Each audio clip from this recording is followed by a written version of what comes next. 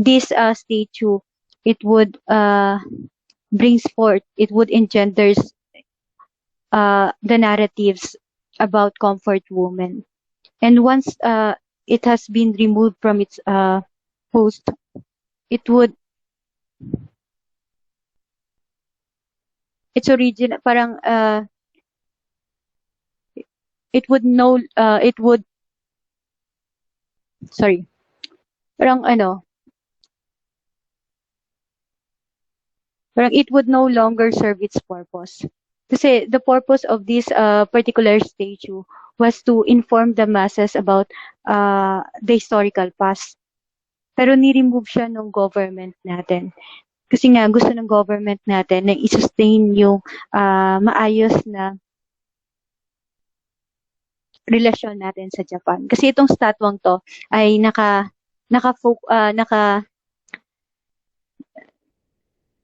nakaharap siya sa Japanese country. Pero ayun nga yung problema natin kasi in Korea, meron din silang in Korea, their government allows their people, particularly Korean artists, to exhibit art that talks about their comfort women. Kasi the Korean government, they recognize the importance of disclosing this kind of narratives, of publicizing this kind of images. Pero sa Pilipinas, hindi. Yun lang. Tignan niyo, medyo crucial to kasi napakaliit lang na space na hinihingi ng artist for that. Pero kung titignan natin, marami tayong binigay na land para i-recognize yung mga Japanese soldiers, American soldiers, etc. So, I think this is absurd. So, ayun, we have to question yung knowledge na meron tayo. And questionable din yung memory. Take note, hindi ko na masyadong mai-expound, pero very tricky din kasi yung memory ng tao. Kasi yung human mind, it can actually fabricate information na hindi naman talaga nag-exist in reality. So, one of the question is that, reliable ba yung memory na meron tayo? Okay? So, logic, I think meron kayong klaseng logic. Meron yata kayong business. Ewan ko lang kung pares kayo sa BSA. Ang BSA kasi meron silang business logic na tinatawag. So, business logic, logic is the study of methods and principles used to distinguish correct from incorrect reasoning. Very important that we pay serious attention to principles concerning correct thinking or correct reasoning. Kasi most of us are committing fallacious argument. At usual yan sa mga Pilipinos. Like for instance,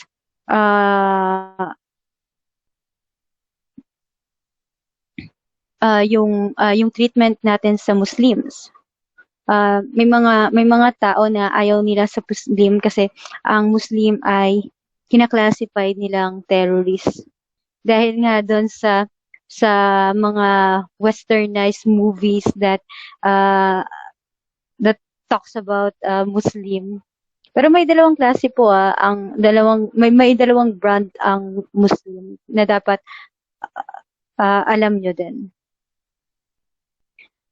At I think yung Holocaust, kaya nagkaroon ng Holocaust kasi meron ding fallacious argumentation yung mga Nazi, particularly yung mga cronies ni Hitler. And I think they committed what we call hasty generalization. Ayan. Meron sa kanilang nakakommit nung tinatawag nating hasty generalization.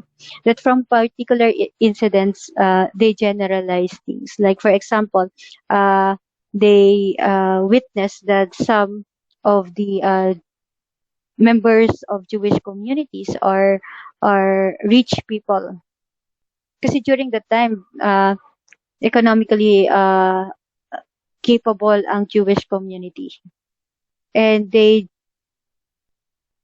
thought that the Jews were the reason behind German suffering. So, yun yung naging umpisa ng generalization ng Jewish dahil sa mga bunkers kasi yung ibang Jew. Dahil sa akala nila namumulitika yung mga Hudyo during that time because they don't want to assimilate in European community. They were people without lands and without the desire to assimilate with European culture. They thought that the Jewish have a sort of politics in mind, but definitely in many books that I had read, there was no account of such. They just wanted to preserve their own culture. But of course, during the time of Holocaust, 6 millions of Jews were killed by Nazi administrations, and it was the result of fallacious reasoning. Most of the Germans, particularly Adolf Eichmann, was incapable of analyzing the final solution of Hitler. Axiology focuses on the study of values. And this is aesthetics. Take note, even the concept of beauty affects our moral standard, and it also affects our moral perceptions. Aesthetics is the study of perception, feelings, judgment, and ideas associated with beauty, art, and objects in general. So, this is my question. Nakakaantok yung yung ganito, virtual class. Kuya.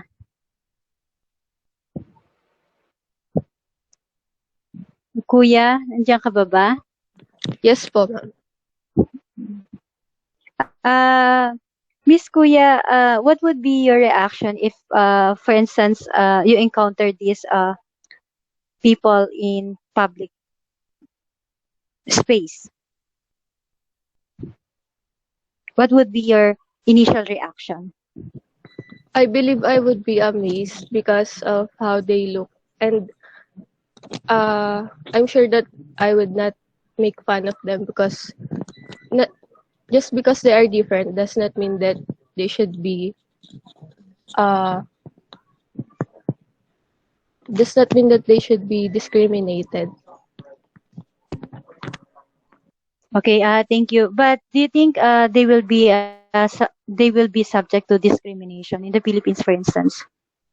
Yes, of course, because we know that most of the Filipinos are very judgmental, especially in terms of physical appearances, because we don't have the knowledge about the different cultures around the globe. Okay, thank you for that. So, this is very important thing. I think we have to augment our understanding of cultural difference in terms of cultural differences among different societies. Kasi most of the time we are confined to our little world, and we have forgotten that there are other culture that exists out there, outside our realm. So, I think ito yung isa sa dapat maintindihan natin. Ito yung dahilan kung bakit pinag-aaralan nyo pa yung art appreciation. Kasi yung art appreciation ay nakafocus siya sa aesthetics. At kung titignan natin, most of the Filipinos, they would actually say that these people are unethical because they were showing their mammary gland. Sa Filipino context, sa Filipino morality, hindi mo pwedeng i-publicize yung mamarigdan mo eh. Hindi mo pwedeng i-show off sa public yung mamarigdan mo. It's unethical. So, pwede silang ma-brand na unethical tong mga taong to sa Pilipinas. Pero in their own culture, there's no problem with that because they believe that this is part of human body and you have to uh, uh, be proud of your physiological components. So for them, there's nothing wrong in showing your mammary gland. And ito yung tinatawag natin na lip plate.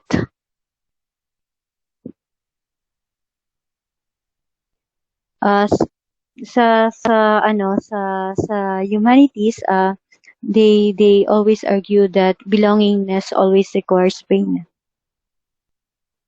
And para sa atin, kapag nakakita kayo ng mga taong nagli-lip plate, sasabihin ninyo, baka may tendency tayo na sabihin na lalo kapag bata pa tapos ini-encourage ng magulang na mag-lip plate yung bata, we have this tendency to question the practices of this particular tribe. Pero kasi wala tayo sa tribe nila eh. And we would argue that they were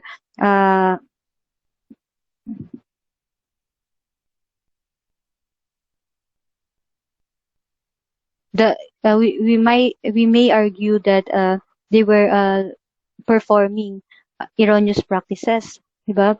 And these are unethical practices, and this should not be permitted in a particular society. Pero kasi sa kanila, ang lip plate kasi, ito yung nagbibigay ng value sa babae. The bigger the lip plate, it means that the woman has a higher value.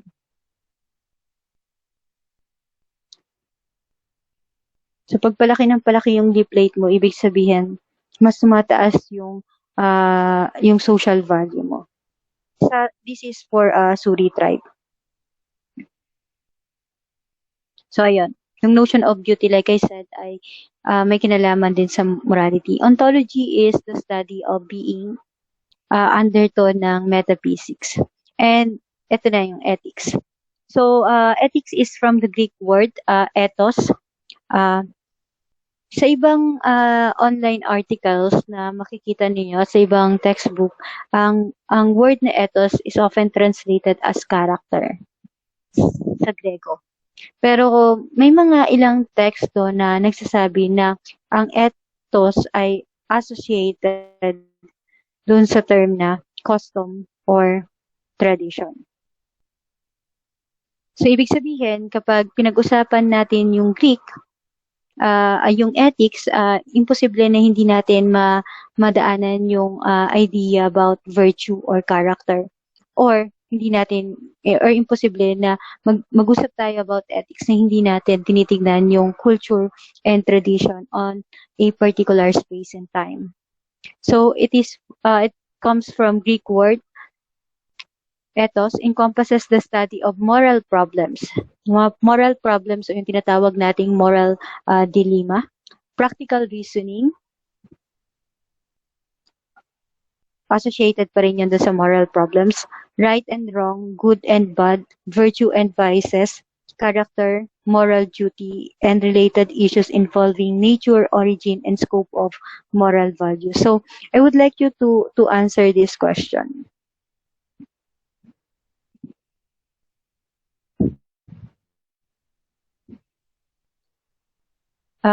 Andres, Trixie. Hello po, ma'am. Hello.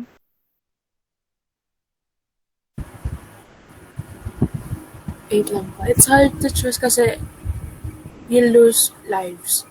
Kahit ano pang piliin. But I think that I will pull the lever. Kasi, Saan? ay, dun po sa, Pupul- Pagpunta po dun sa isa, Okay? because Provide provide the reasoning.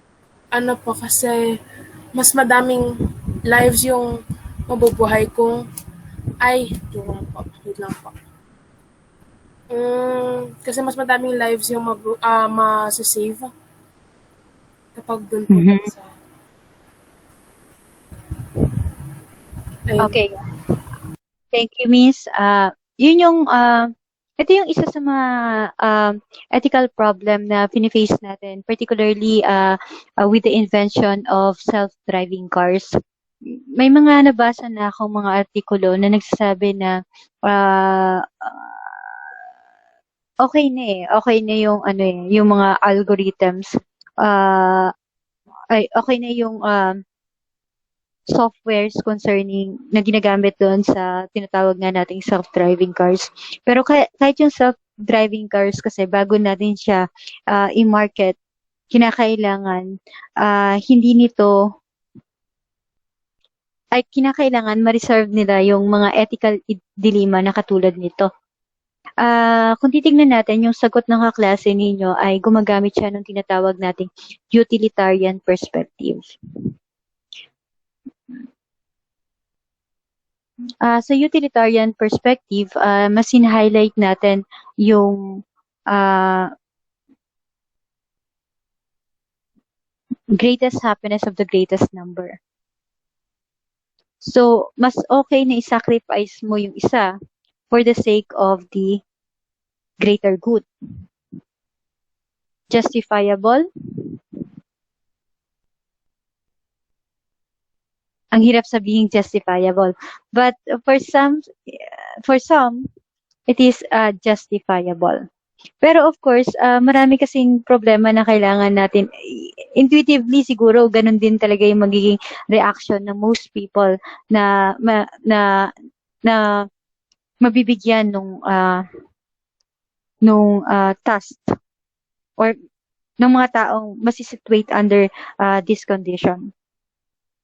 Pero kay Kant kasi, for instance kay Kant, it is unethical to sacrifice one life for the sake of the others. Because we have to value life. And we should not, according to Immanuel Kant, we should not reduce someone else's life as a means to an end.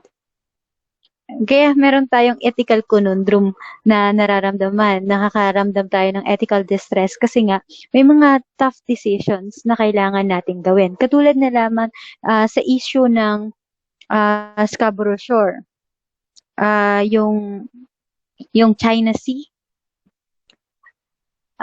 Para sa mga katulad natin na hindi naman talaga tayo ang nasa tough decision Hindi talaga tayo yung gumagawa ng tough decision. Ang gumagawa ng tough decision ay yung president ngayon. At saka yung mga representatives natin. So para sa atin, madali lang magsalita na we should fight for our sovereignty, which is the must thing to do naman talaga. But unfortunately kasi there are some factors that we need to consider before asserting our rights. Example, what if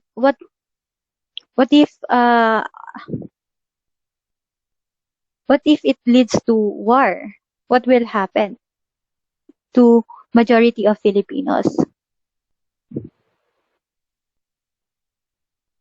Take note, China has a war machineries. Nasa kanila ang ore productions. Meron silang technologies that could be used to annihilate lives. Are we willing to sacrifice the majority of Filipinos' life in defense of our sovereignty? Kayo, sa tingin ninyo, anong gagawin natin sa West Philippine Sea? O tinatawag nilang China Sea. Chinese. Anong gagawin natin doon? Are we going to assert our sovereignty or not?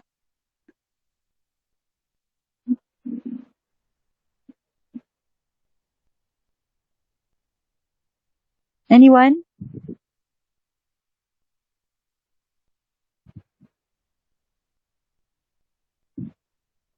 Oronan. Ang hirap dito sa virtual class, para kang may dala-dalang salamin tas kailangan mo kausapin yung sarili mo. Pero hindi mo pwedeng pagalitan yung estudyante mo. Kasi pare-parehas lang kayong nasa dire conditions ngayon. Pero ang boring talaga sa BLE class. So ano guys, ano yung gagawin ninyo kapag kayo si President Duterte? Ano yung initiatives na gagawin ninyo concerning West Philippine Sea?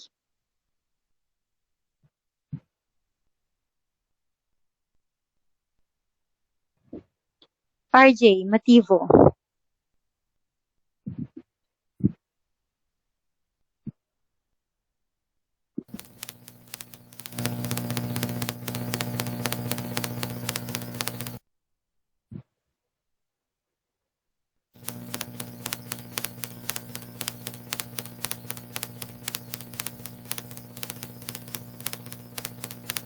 Ano ginagawa mo, RJ? Sige, si ano muna, si Gab. RJ, paki-type na lang siguro yung sagot mo. Gab, Alvarado. Hello po, ma'am. Yes. Anong gagawin mo kung ikaw si President? Ipaglalaban ko po kasi right naman po natin yun. Nasa sakop naman po ng Pilipinas, so may right naman po tayo para ipaglaban yun po. Ipaglalaban mo in what ways? Kasi I think hindi papayag ang China. Hindi papayag ang China na ibigay yung land na usap-usap lang. Because they have the means, they have the resources. We cannot defeat them in terms of technologies. Are you willing to go to wage war against China, Mr. Gab? Pwede naman po ipaglaban po through yung pag-uusap po kagaya po nung nangyari po nung sa yung napagano po na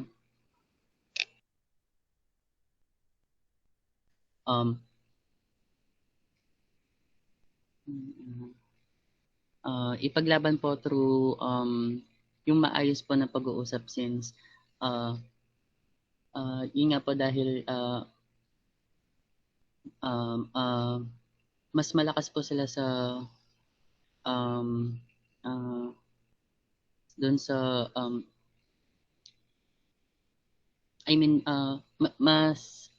mas malakas po sila sa mga sa military forces po nila. So kung kaya pong usap ng maayos po since yung kapakanan po ng bansa yung nakasalalay po.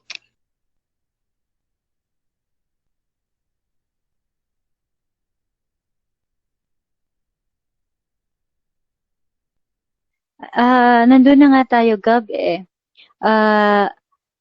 We actually won sa international court, but the China refused to acknowledge the result of the international court. Yun yung problema natin.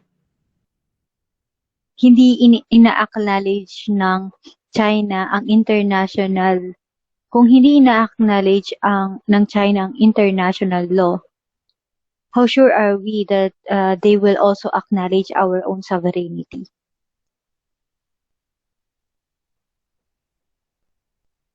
Diba? Para sa atin, gaya nga ng sabi ko, para sa atin, napakadaling magsalita eh. Na, we have to fight for our sovereignty. But there are things that we need to consider. Kasi if we keep claiming that, and it would, kumbaga, ang tawag dito,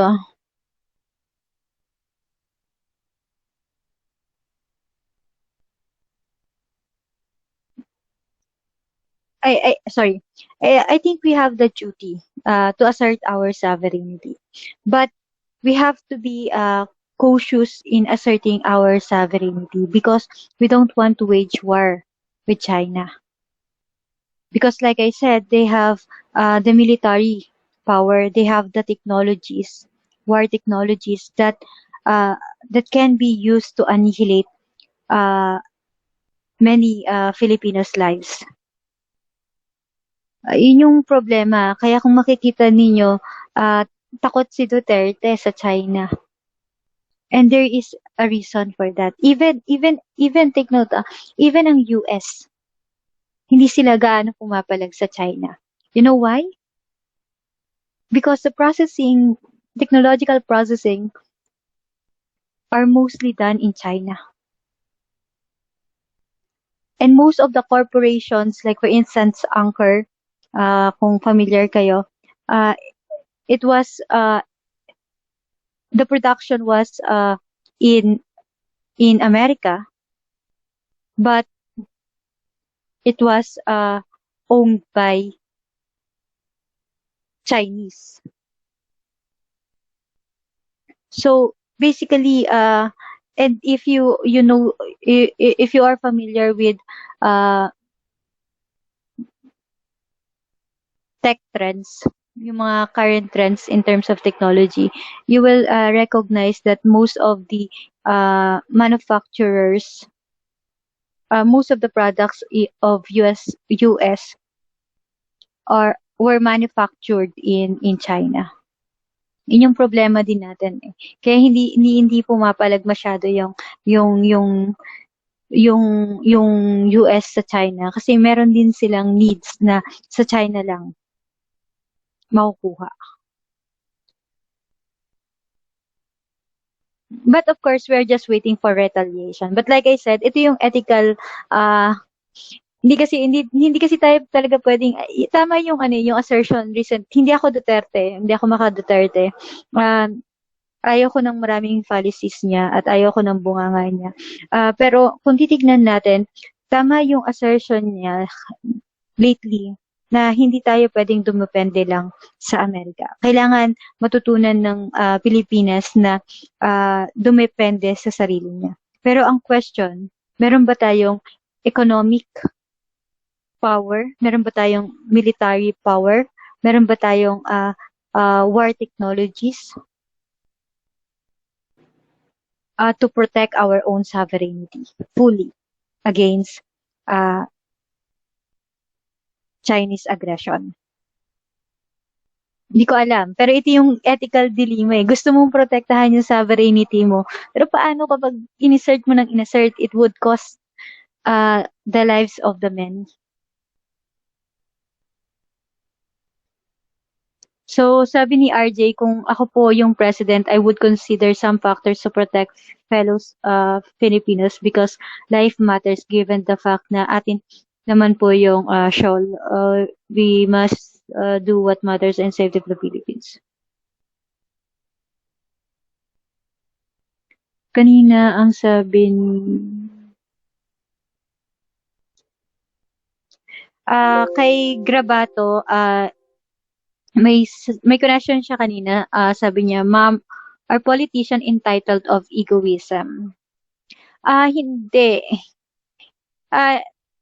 Depende, other circumstance. What do you mean?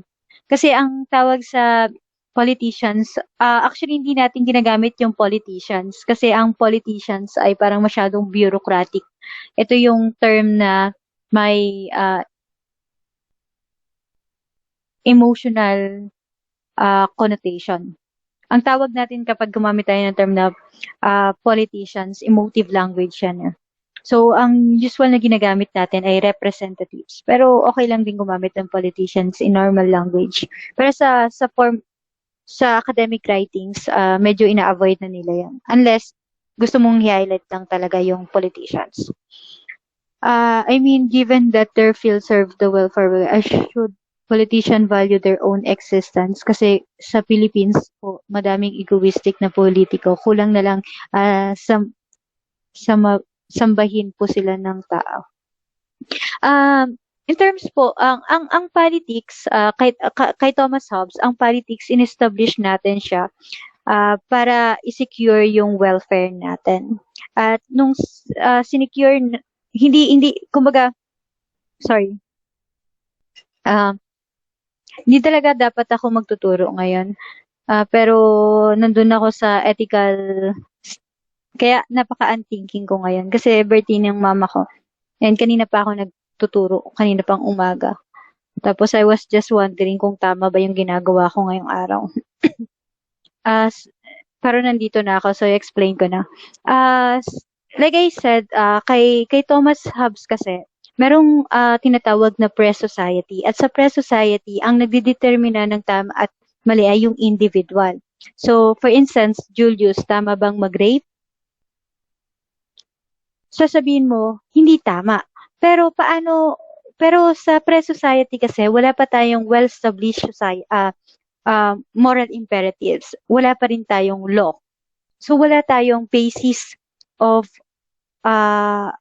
rightness and wrongness of an act. Wala tayong basis for or standard ng right and wrong. At ang basis lang natin ay yung individual. At kapag para sa individual, yung rape is something that is desirous, maaari niyang and pleasurable, maaari niyang makonceive na ito ay tama. Okay? Tama ba ang tumulong sa iba? Sa panahon natin as Filipinos, we would say yes. Pero kung sa iba, kung sa kanya, nagsasuffer siya every time na tumutulong siya sa iba, maaari niyang ma-perceive na it is wrong to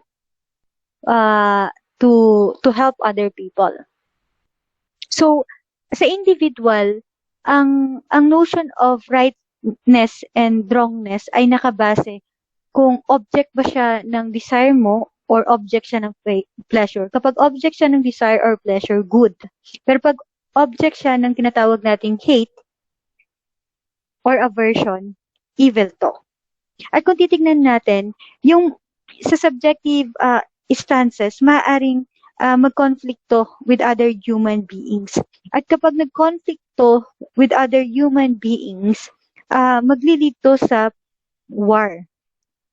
And sa pre-society, as per Thomas Hobbes' conception, there is the possibility of perpetual war.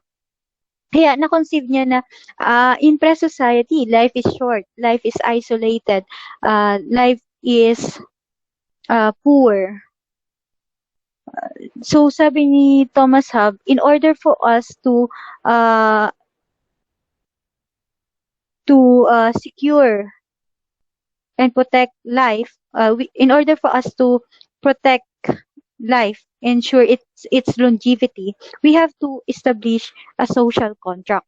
So, gaya ng sabi ko sa inyo, pumasok tayo sa social contract, hindi dahil mahal natin yung anonymous other, kundi dahil mahal natin yung sarili natin.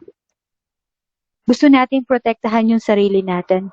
And nung nag-enter tayo sa social contract, merong trade-off na naganap. Ano yung trade-off na naganap? Para makapasok ka sa isang kontrata, you have to limit your freedom.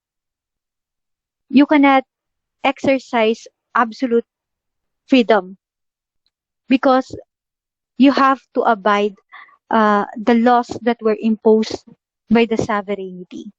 Meaning to say, you allow a certain sovereignty to control your behavior within or inside the community.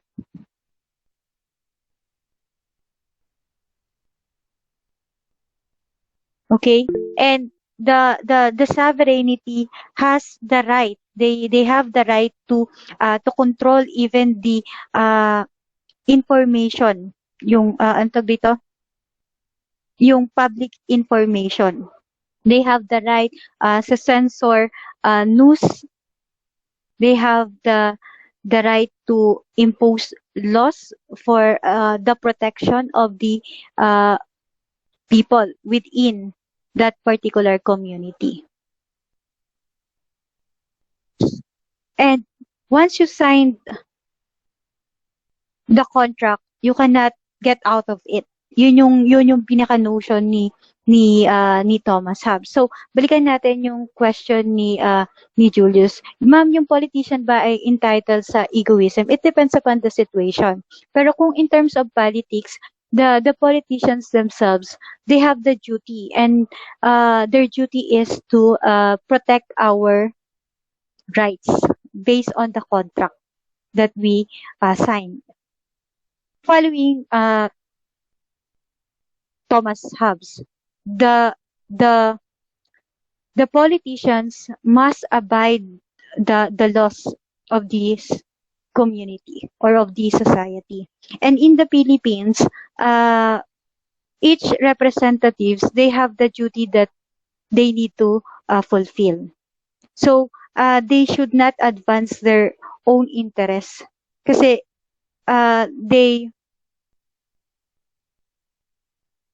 took an oath to serve the public. So they should prioritize the public health, the public concern. Okay? So yun yung pinaka sa kasi ang kay Thomas Hobbes, ang law ang magiging basihan natin ng tama at mali. Yun ang basis. What is ethical depends on your action towards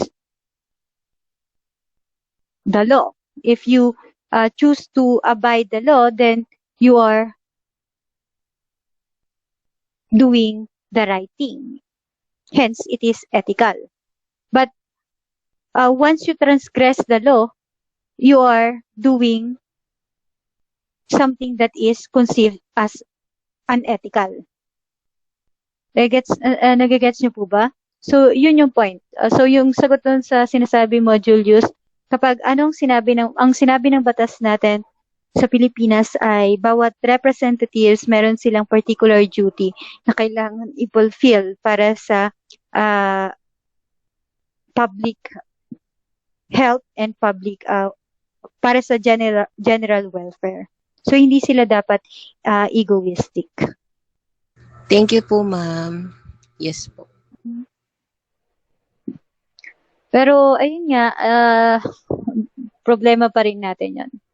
So, meron pa akong isang gustong itanong.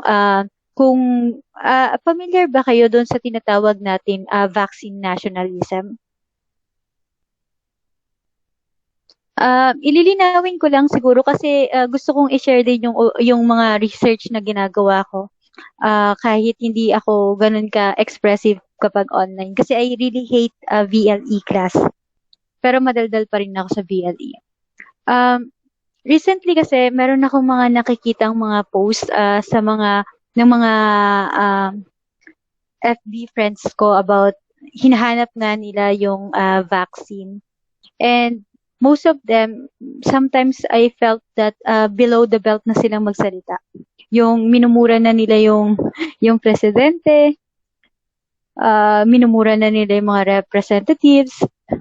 Although kasi totoo naman na napaka-incompetent ng representatives natin. Pero we have the duty also to educate ourselves.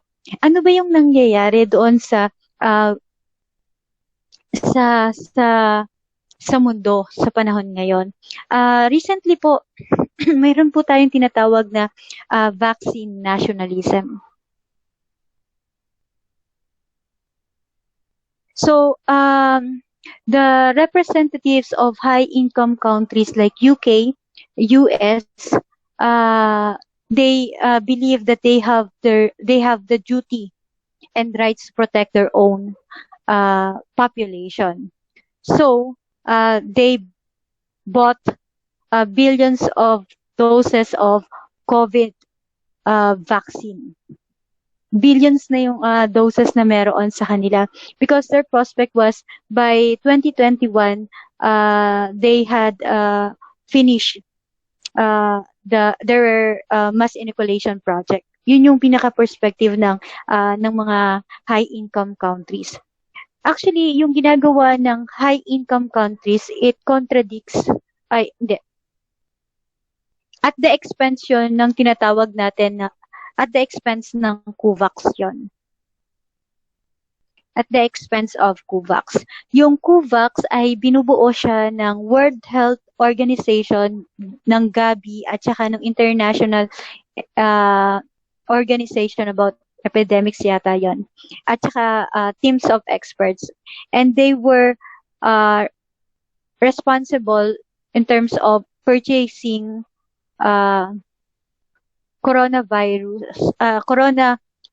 COVID-19 vaccine and allocating that vaccine fairly across the world.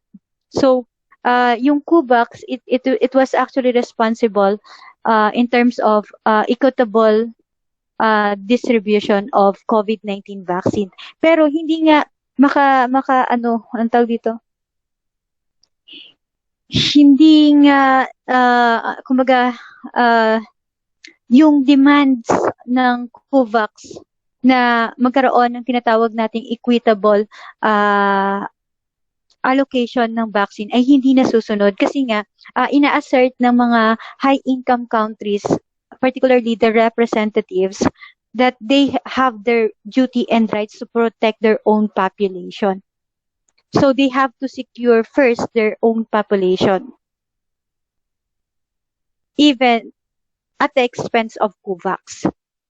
So, kung tatandaan natin, may vaccine tayo. Alam ko 7 na yung vaccines na meron tayo eh. And meron tayong 200 vaccines na under clinical trial.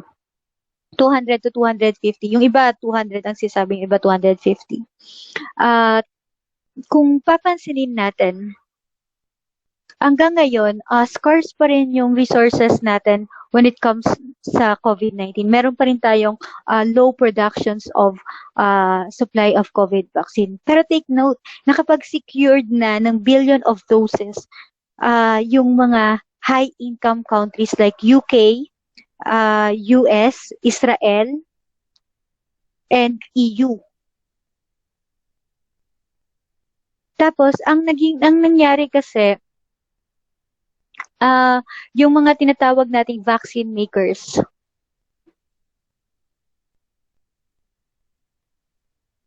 at saka yung mga yung mga rich countries or mga wealthy countries, they signed yung advance purchase agreement. At take note, ang mga vaccine makers, pumipirma lang sila ng kontrata kapag merong down payment. Kapag merong down payment yung bansa, kailan ba na i-release na pwede na tayong umutang ng trilyon sa international financial bodies? Kailan na-release? At sino yung uunahin? Siyempre, bayad na yung ibang high-income countries eh. Tapos yung COVAX, kasunod pa yun, prioritize din ng COVAX. Kasi ang COVAX nga ang pinaka-responsible for equitable distribution of vaccine. Although we are witnessing the disproportionate shares of COVID-19 vaccines. Kaya kung hinahanap ninyo yung vaccine kung bakit wala pa sa Pilipinas, there are many factors kung bakit wala pa sa Pilipinas. And that is because of the global structure nung power relations. Because of the global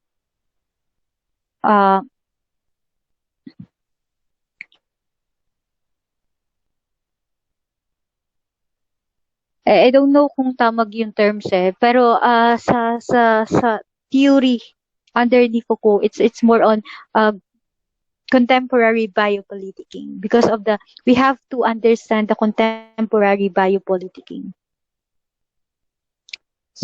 So yun lang, siguro ang pinapoint out ko lang, kailangan siguro i-expound natin yung knowledge muna natin bago tayo mag-share ng accounts natin. Kailangan nating naiintindihan to kasi it is part of our duty. Just imagine you are demonizing a person na kahit siya powerless siya eh. Kasi gustuhin mo magkaroon ng vaccine para sa Filipino people, kung hinihingian ka ng down payment at hindi ka kaagad nakapag-release. Hindi ka naman i-approve ng vaccine makers eh. Assume na binigyan ka, na nakakuha na tayo ng pera, na nakasign na tayo ng advance agreement. Actually, nakasign na tayo ngayon. Pero uunahin ka ba? Bayad na yung mga high-income countries at hindi pa nasi-secured lahat ng order nila. Hindi pa naibibigay. Assume na malapit ka na, uunahin ka ba? Meron pang Zimbabwe, meron bang case sa India. At ang sabi sa COVAX, you have to prioritize those poor countries with very short supply of COVID-19 vaccine. Pero mataas ang rate ng fatality. You know, ang daming poor countries, magbasa kayo ng news, they are powerless at this moment. Kahit gustuhin nilang i-secure yung own population nila, hindi nila magawa. Sinong leader? For instance, are you familiar with the current events sa India ngayon? Yung mass cremation? Sinong leader ang gugustuhin na sa history ng... Kasi ito yung part ng history na hindi nila mabubura eh. Na sa time mo, magkakaroon ng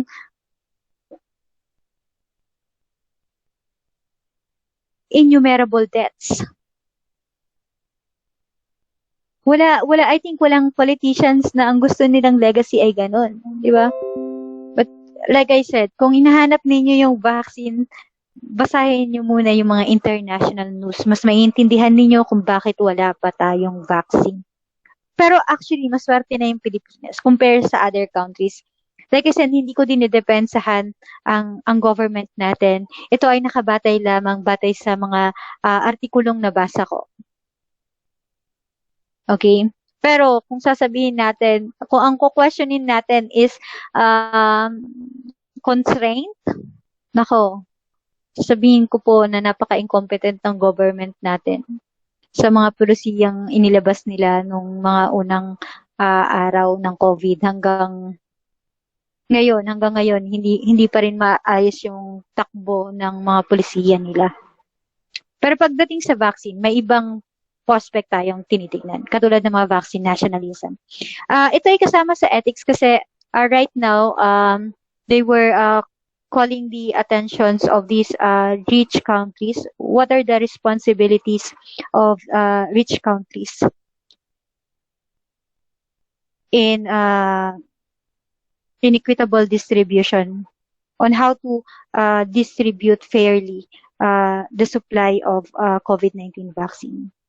And at isa pang question dito is it morally permissible or justifiable that you have to hoard, yung mga hoarding din kasi, hoarding to hoard vaccines at the expense of the lives of the other. So yun. So bakit tayo nag-aaral ng ethics? First, to be critically and compassionately engaged with others. Kasi may mga tao tayong makakasalamuha na meron silang ibang paniniwala at ibang ideas.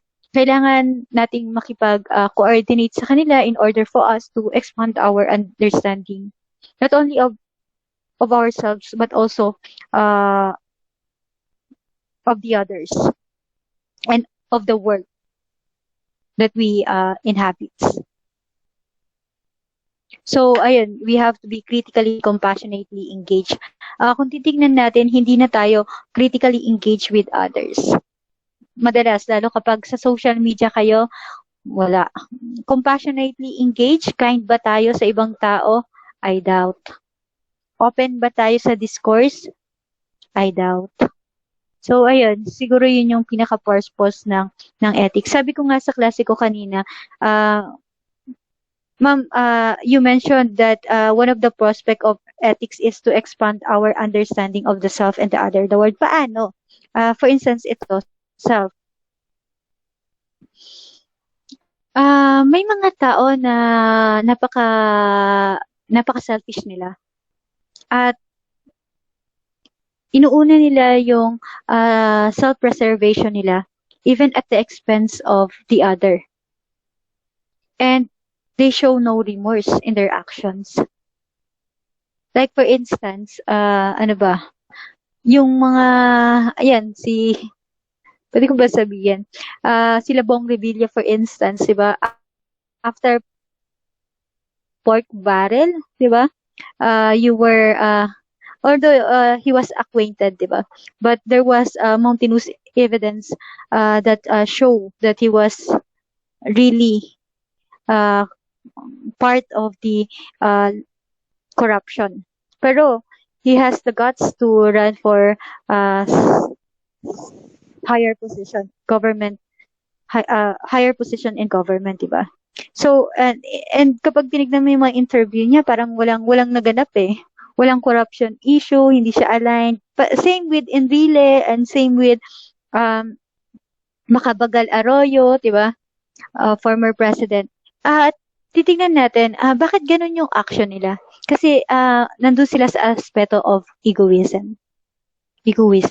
Para sa kanila, walang mali so long that they could sustain and preserve their own existence. May mga tao na ma-encounter kayo na yun ang pinaka-moral standard nila, egoism. First and foremost, you have to prioritize yourself. May mga tao naman na masyado silang law-abiding. For instance, you are capable naman to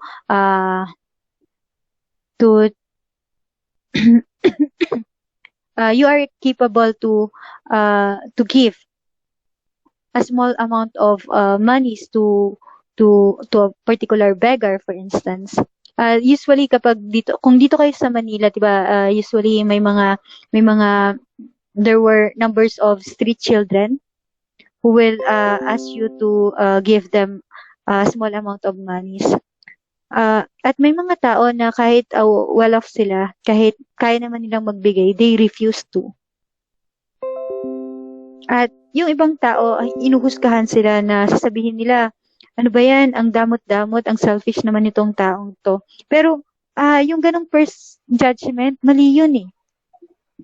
Alam niyo kung bakit hindi nagbibigay yung ibang tao? Kasi law-abiding sila. It was stated in our law that we should not provide we should avoid giving monies to those street children. And there was a reason behind this particular law that was implemented in our society. So, kung titignan natin, may mga tao na ang tinitignan nila, ang pinakatama sa kanila ay yung moral duty. Pagsunod sa moral duty nila. At yung moral duty nila minsan ay nakaangkla sa kung ano yung sinasabi ng batas ng Estado.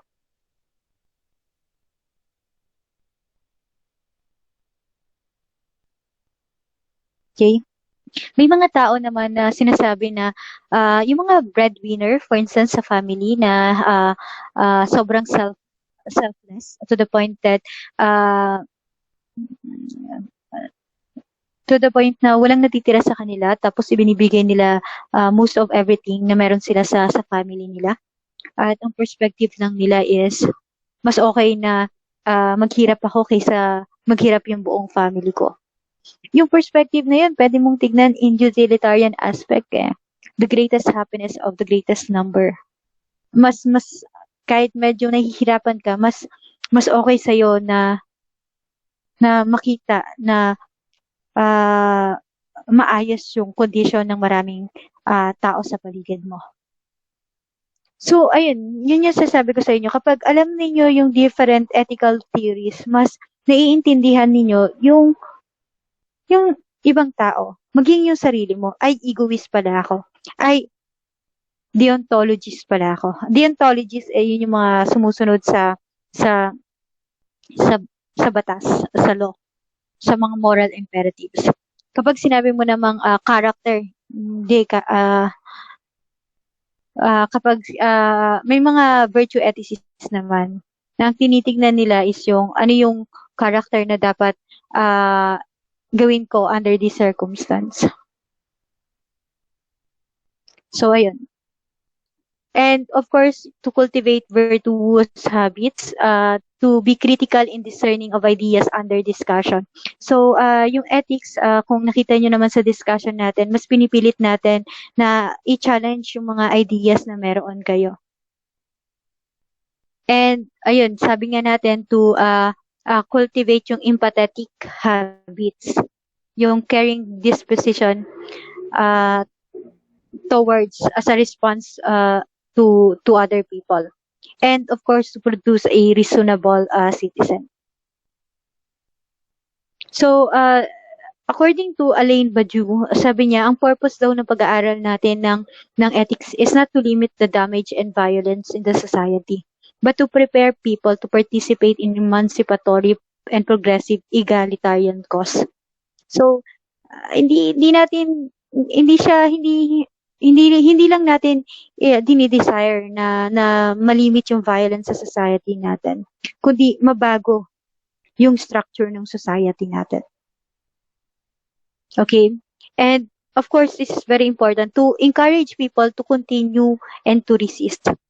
Pinag-aralan ninyo yung ethics, hindi lamang yung theory, kasi usually theory lang yung pinag-aaralan yung ginagawa ko po hindi siya based on theory lamang, kaya sobrang tagal natin. Pag pinag-aralan natin yung theory, for instance, kasi sabi ni Plato, for instance, sabi ni Plato, may 3 cardinal virtues. Ano yun? Wisdom, kailangan mo ng wisdom, kailangan mo ng courage, kailangan mo ng temperance. Ito yung 3 cardinal virtues na inimpose si Plato. Pero pag binasa mo yung history kasi, pag theory lang, hindi kasi siya ganun ka-motivating. Pero pag nakita mo yung actual evidence niya sa history, mas namomotivate ka to continue to resist, na tama si Plato na kailangan natin ng wisdom, ng courage at ng temperance. At ano yung mga example nan sa history natin? Are you familiar with, I think, Rosa Parks yata yung pangalan niya? Pakicheck. Si Rosa Parks. Si Rosa Parks, yung pinapakita niya is yung courage Rosa Parks is a political activist, and during his time, mataas yung tinatawag nating racial discrimination in US. And Rosa Parks was the one who refused to give up her seat to a white people. During her time, there was a law that was implemented by the US that says that they should give up their seat for white people. So every time na merong aakyat na puti sa loob ng bus, kinakailangan mo i-give up yung upuan mo para doon sa puti. Ma'am, ano po? Rosa Parks po. May S, sorry. Ngayon, matagal ko na kasing nabasa yung life niya, kaya ayan. Thank you for that. Thank you for correcting me. So, kung titignan natin, napakalaki nung ambag ni Rosa Parks, kasi nung pinakita niya sa community na pwede pala yung simple refusal to give up your seat, it could actually show na na kaya nating ibahin yung structure ng society natin. And later on, it led to mass boycott. Mass boycott. Nung binoboycott na ng mga US, black black Africans at saka basta ng mga black African Americans yung yung mga bus. Pag binoycott mo yung bus, malaki yung malaki yung impact nun sa economy. Kahit anong gawin ng US, the US has to recognize the importance of these people, particularly in economic realm and economic activities. When the black started to boycott some social activities, the US was forced to change the law and change some of the cultural norms ng society nila. So, just imagine, isa lang yun. Isang refusal to give your seat lang, yung nagpapakita lang ng courage, it motivate others to do the same thing. And it changed society for a better. Another thing, yung kay Martin Luther the King, diba? Same problem. That was same problem. Yung kay Martin Luther the King, alam niyo po ba, during his time, the US was forced to pass a law concerning demonstration. The US government was disallowing public demonstration during the time of Martin Luther the King. But of course, the demonstrators and the activists, they refused to acknowledge the laws that were imposed by the US government. So they resisted. And dahil dyan, unti-unti kahit papaano nagkaroon ng impacto sa buhay ng mga Black Americans. Resistance. You have to continue and to resist. Same with Mahatma Gandhi. Kung familiar kayo, during the time of Mahatma Gandhi, yung place nila, it was colonized by the British, and the British government during that time, even the salt were being taxed, and Mahatma Gandhi called for a non-violent demonstration, which later on this non-violent demonstration had changed the structure of their own community as well. So yung pagko-continue na pag-resist natin doon sa pagpapakita ng courage natin at saka ng wisdom natin ay nakakapagbago ng lipunan na ginagawa natin. Nagkakaroon tayo ng qualitative change in terms sa structure ng life. Okay? So, ano yung different branches of ethics? Ang focus natin ay, of course, lahat naman focus natin. Yung una is meta-ethics. What is the theoretical meaning and reference of moral propositions and how their truth and values can be determined? Ito yung isa siguro sa mga sasagutin nyo later on sa activities. You have to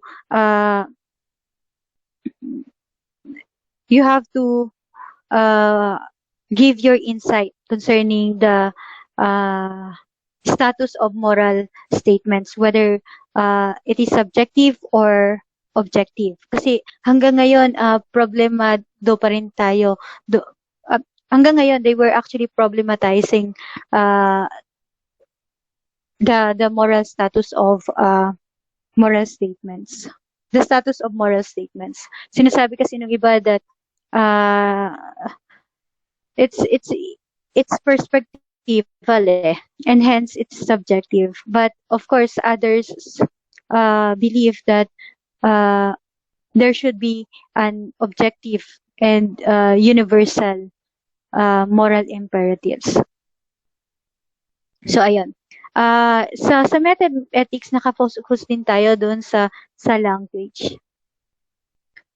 For instance, in the work of Friedrich Nietzsche, in terms of his genealogy of morals, we have to identify the meaning of good and evil. And take note, if you would pay serious attention or pay serious consideration on the definition that was provided by the ruling elites, by the poor, and by the religious establishment, you would notice that they had conflicting notion of what is good and what is evil. Para sa ruling elites, walang mali sa ginagawa nila. Para sa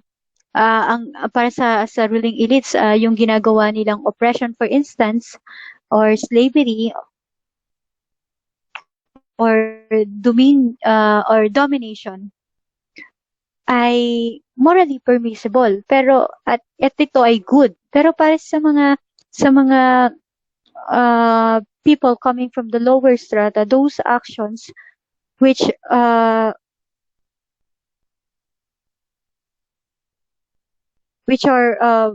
oppressive and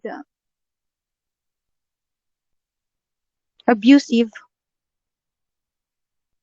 those were erroneous practices, and those were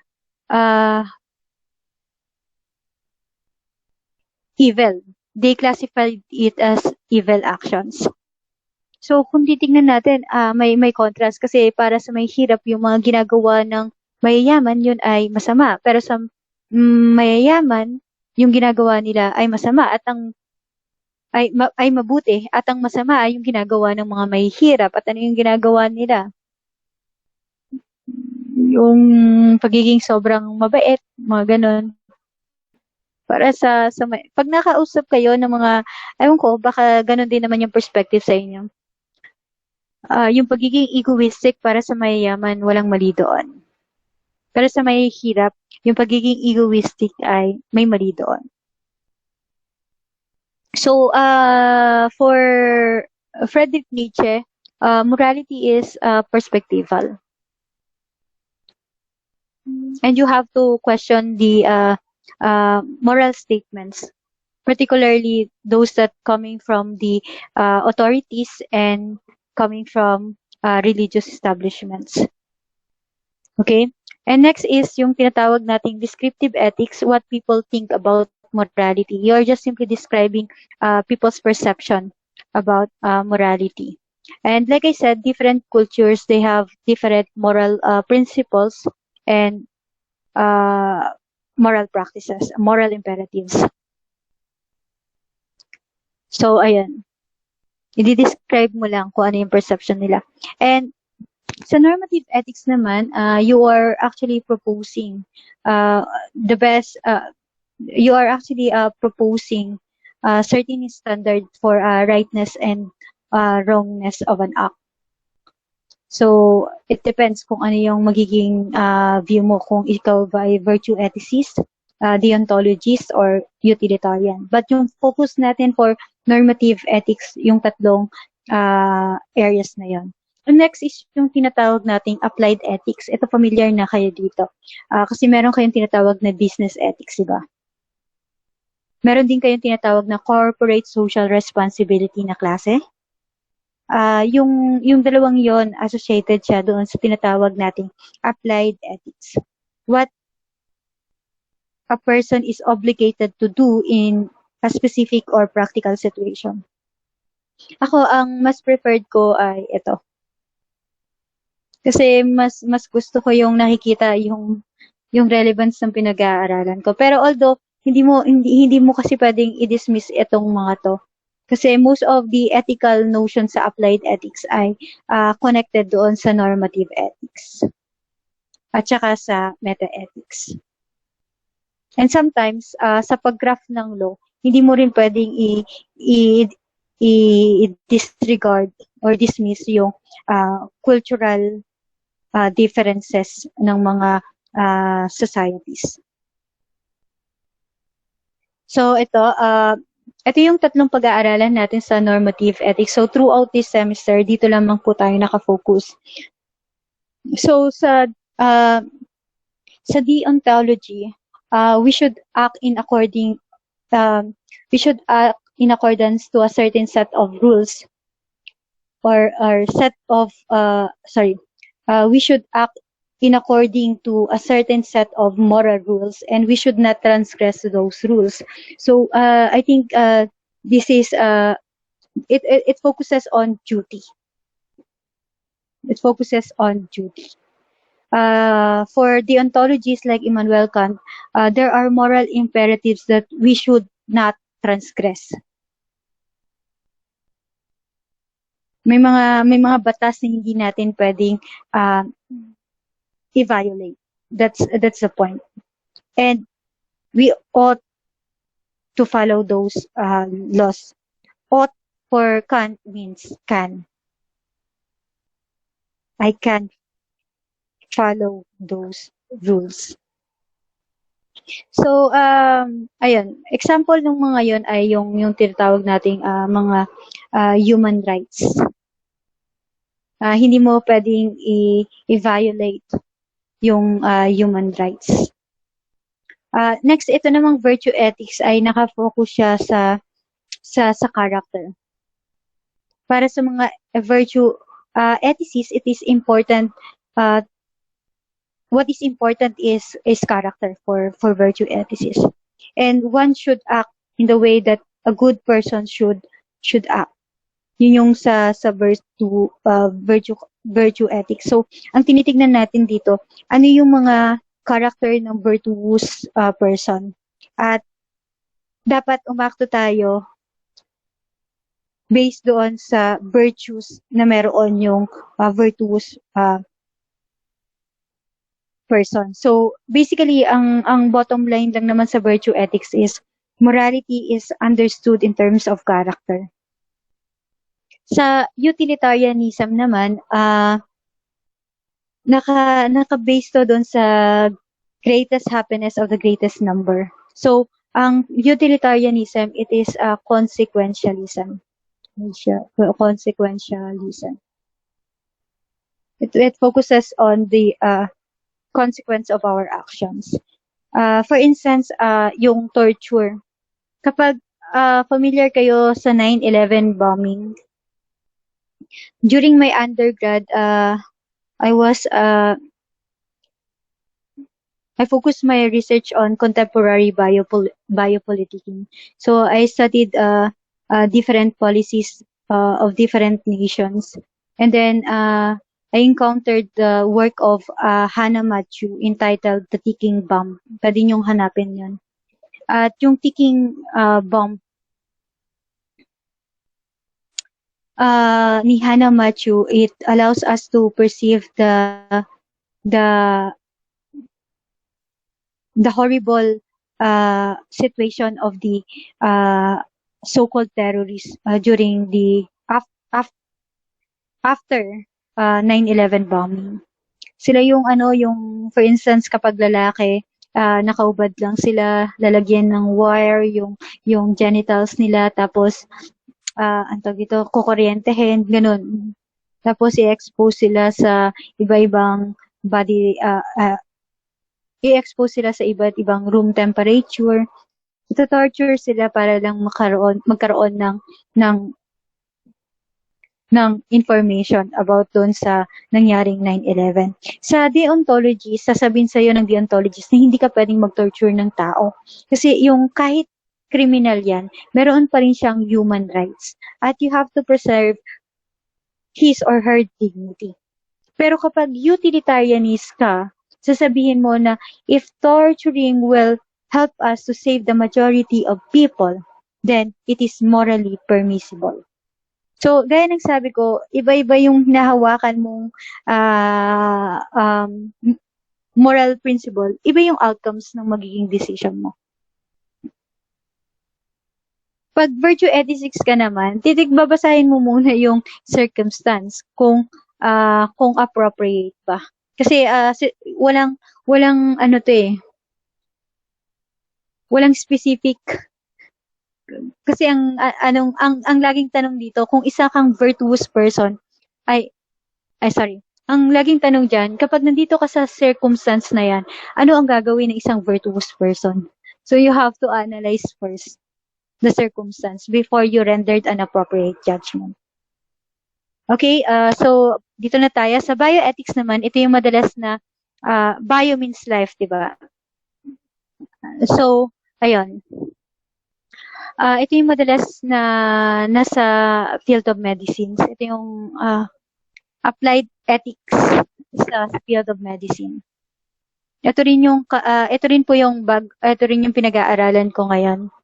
Yung about animal rights, human lives, at saka yung mga medical dispositions. So, for instance, puntahan natin yung sa COVID-19 passport. I think in-inform ko na kayo that Peter Cayetano was actually encouraging the Congress to establish a passport, COVID-19 passport. Yun yung isang notion. I think diniscuss ko na sa inyo to nung nakaraan na hindi natin pwedeng i-disclose yung pangalan ng mga taong may sakit ng COVID kasi nga pwede silang maka-experience ng social exclusion and social discrimination at yun yung ina-avoid sa ng mga public health advocates.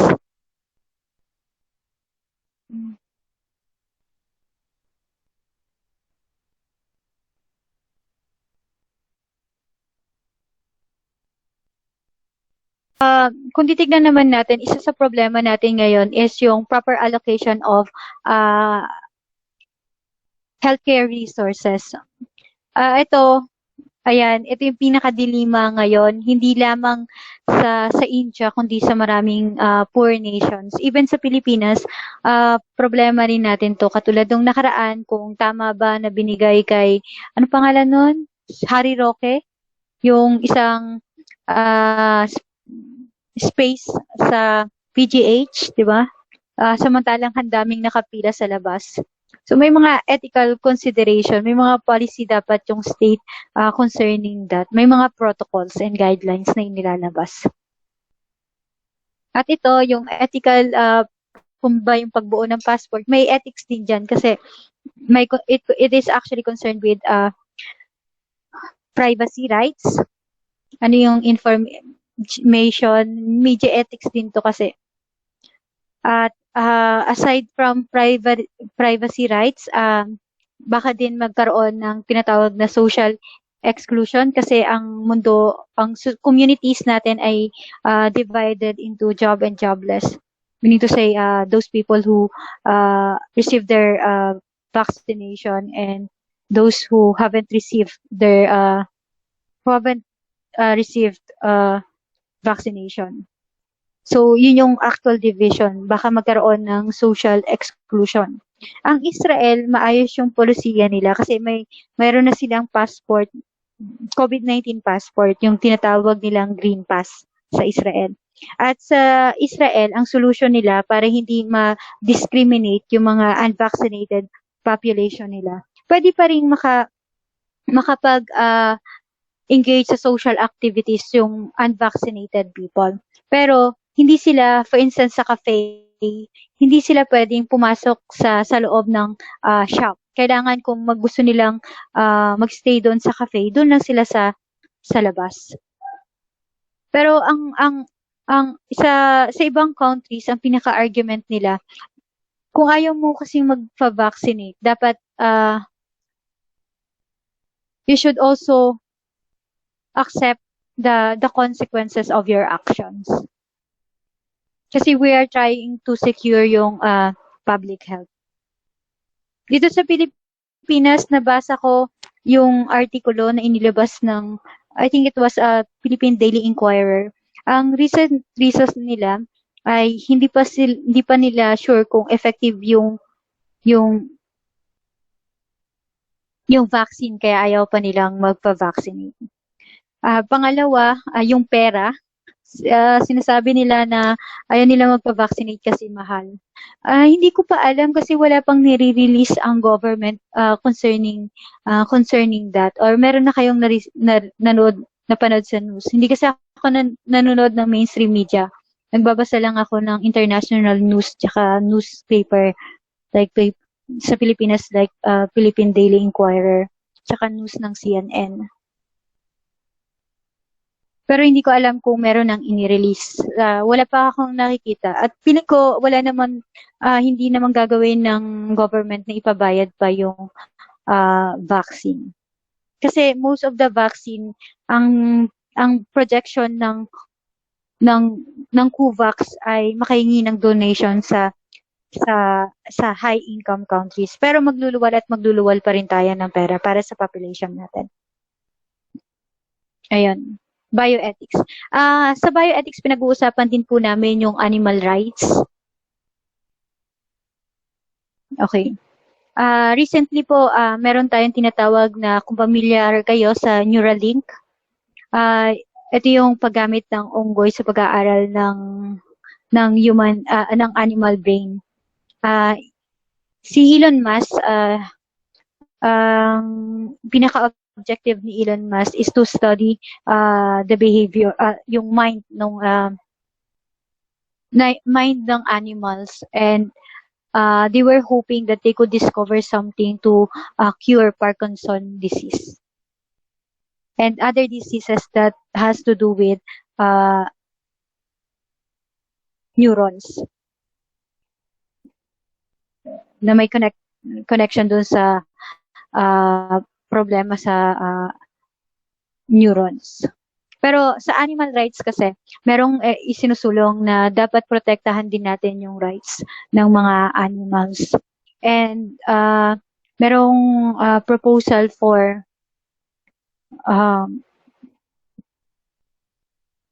anong tawag doon? That we have to minimize the number of animals that we would subject to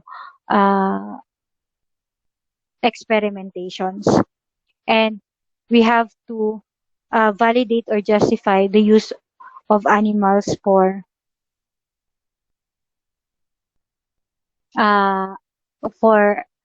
scientific advancements or purposes.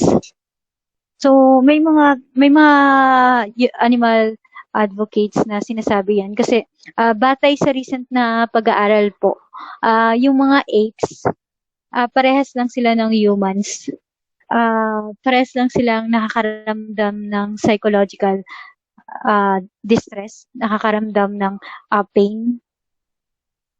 At merong mga recent na pag-aaral na marami pa ring semblance talaga yung apes at human beings.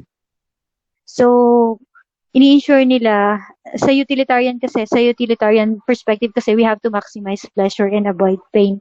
So, yung mga animal advocates, sinasabi din nila na hindi natin dapat dinidisregard yung possibility na nakakaramdam na extreme pain yung animals.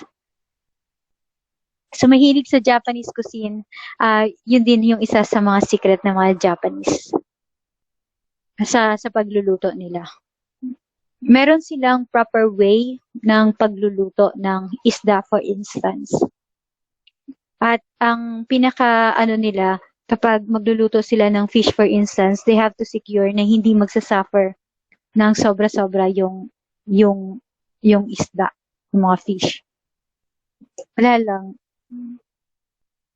Ayan. Tapos meron din tayong tinatawag na environmental ethics. May mga green project tayo ngayon at may mga environmental activists tayo kasi they have perceived that our resources are not inexhaustible. Nauubos yung resources natin at kung titignan ninyo, pwede nyo i-research ngayon, sobrang devastated na ng environment sa Pilipinas. At marami ng mountains sa Pilipinas at forestry na at forest na nawala because of mining activities and because of deforestation. So, isa sa mga ethical concern siguro with regards to this ay makikita natin sa speech o sa letter ni Pope Francis, yung encyclical letter.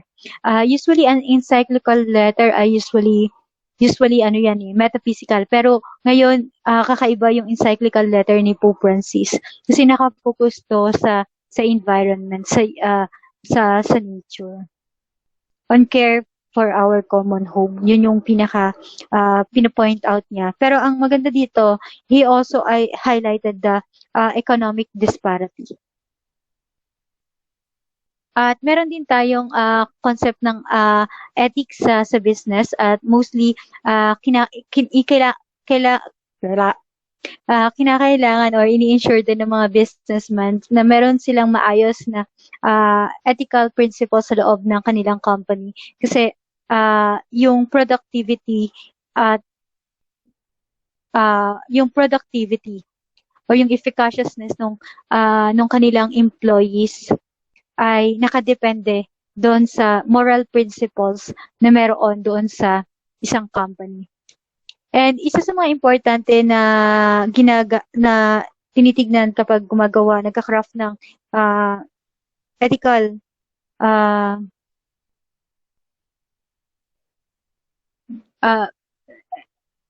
yung isang there are things that businessmen should the businessman should consider, and these are the laws that or policies that protect the human rights and human dignity and the fundamental freedom of their workers. They have to ensure also that their workers are not exposed in perilous and precarious working activities, and that their workers are well compensated. Yung isang tanong dito kung well compensated ba. Dito sa PUP, for instance, nagtataka po ba kayo kung ba't hindi kayo tinuturuan ng ibang prof ninyo? May mga estudyante ako sometimes dati na nagrereklamo na hindi pumapasok yung prof nila. So I have to explain the circumstance, not to justify their behavior, but the possible reason behind. Kapag part-timer ka kasi sa PUP at kapapasok mo lang, hindi mo agad nakukuha yung salary mo. Sometimes it takes 6 months. Pag na-process yung papel, saka mo lang marireceive yung salary mo. Or kahit naman nakapasok ka na, pangalawang sem mo na sa PUP, basta hindi pa natatag, pag natag yung subject, may iba pang proseso para mapasweldo kami. So, hanggat hindi pa napipirmahan yun ng upper ups, hindi pa rin kami sinusweldo on time. So, sometimes it takes 1 month or 2 months or 3 months bago sumweldo yung mga part-timers. Pero yung mga katulad ko na regular employee ng PUP, sumusweldo kami on time. Pero yung iba, pero naranasan ko yun. Naranasan ko yung hirap na kailangan mo mag-demand sa magulang mo ng every now, kailangan mo manghingi ng allowance kasi 6 months di ka pa sumusweldo. Pero kasi ako, single ako nung time na yun. Single pa rin pala ako. Nung time na yun, isa ko lang, katatapos, anong tawag dito? Nagma-master pa lang ako nung time na yun. At wala akong iniintindi na pamilya. Pero, yung ibang workers kasi, meron silang pamilya. Yung ibang part-timers, they have mouths to feed. Kaya ang hirap ng posisyon nila na anong gagawin nila. Gusto nilang magturo pero wala silang pamasahe papunta ng PUP. Totoo yun May mga ilang prof na meron kaming activity sa college tapos ite-text ko yung kulig ko na, nasaan ka na? Start na nung activity. Sabi, Vits, wala akong pera. Wala akong pamasahe pamunta dyan kasi wala pa kaming sweldo. So, ang daming reasons kung bakit ganun. So, ayun lang. Kaya, before tayong mag-judge, kailangan makita natin yung circumstance ng ibang tao. Sa media ethics naman, at ito, yan, memes. Kala ninyo maganda yan, yung memes kasi it's sarcasm, diba? Pero, yung memes kasi, meron siyang social implications. Pero kasi kung below the belt na yung mga memes na ginagawa natin, kailangan natin maintindihan yung information ethics tsaka media ethics. Kasi baka meron na tayong na-violate na law. Kung tama ba tong ginagawa natin, kung morally permissible ba yung ginagawa natin, we have to ask those questions. Kasi the purpose of technological device, I think, is to connect people. Yun yung pinaka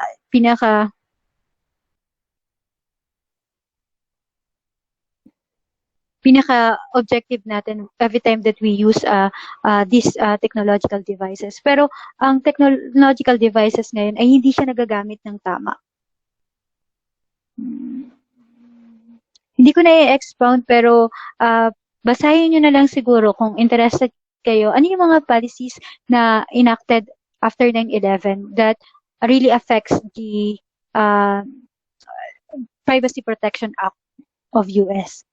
At ano nang nangyayari ngayon sa paggamit ng technologies? Kasi meron na tayong tinatawag na, bahala na kayo, responsibility nyo na may kinalaman to sa information ethics sa media ethics. Yung tinatawag nating data mining. Ano yung data mining? Meron ba tayong data surveillance ngayon? Okay. So, for ethical problems, ito yung mga usual na ethical questions. What is it to be virtuous? Do we have moral duties to others? What is the basis of ethical behavior? So, I think yun yung mga question na kailangan nating itanong. Tapos, kung meron bang probability na yung ethical schemes or ethical theory natin, it would lead for this destruction or of life. RJ Mativo. Yes, yung ito yung paggamit ng animals, hindi siya actually trending lang ngayon. Matagal na siyang part ng trend kasi 'di ba yung mga leather na ginagamit ninyo, skin yan ng animals eh. Yung mga kinakain nating food. Minsan yung shark fin for instance, 'di ba? Kinukuha lang nila yung fin tapos binabalik nila kaagad yung shark doon sa sea. And then later on, yung mga shark na yon ay nakakaranas ng pain and then namamatay. Ayun, may concern din nga kahit sa mice kasi ang pinaka-problema natin dito pag sa animal rights, yung concern nila doon sa lab test. Kasi pagka nagla-lab test talaga, ang pinakalagi nilang ginagamit yung mga mice. So, tinitingnan pa kung ano yung magagawa natin to protect the rights of this animal. Kasi masyadong anthropomorphic yung tingin ng tao na masyado nating ino-overvalue yung human beings that we could actually use animals for the sake of the longevity of human beings. Pero ang cause naman talaga ng ng distraction minsan ay tayo eh. Oo nga pala, sa environmental ethics, baka interested lang kayo. Pwede ninyong i-check yung Chernobyl. Yung Chernobyl po ay isa sa event na nag-trigger na magkaroon ng parang ito yung isa sa mga dahilan kung bakit nagkaroon ng maraming cases ng cancer sa Europe. At yung Chernobyl yung magsasabi sa atin na hindi talaga tayo ganun ka-powerful. Mas powerful pa rin sa atin yung nature. Although yung Chernobyl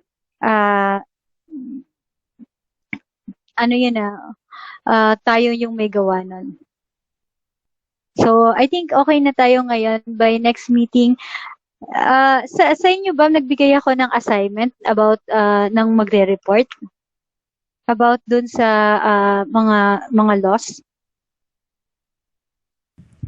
Wala pa po, ma'am. Sige.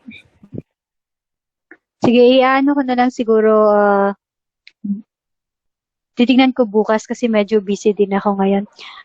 Next week, asynchronous, magbibigay lang ako ng task, tama po ba? Then, siguro para makapag-rest kayo ng konti, hindi ko na ipupwersang ipasa ninyo on that particular week yung result ng activity. Papapasa ko na lang siguro siya a week after. Okay? Para medyo makapag-rest yung utak ninyo. So, I will continue to post some references or articles. Nasa inyo na kung babasahin ninyo. In order for you to expand lang yung pagtingin dun sa topic natin. Thank you so much. So, President, pakipost na lang po sa group natin yung attendance. Thank you so much. Bye-bye, guys.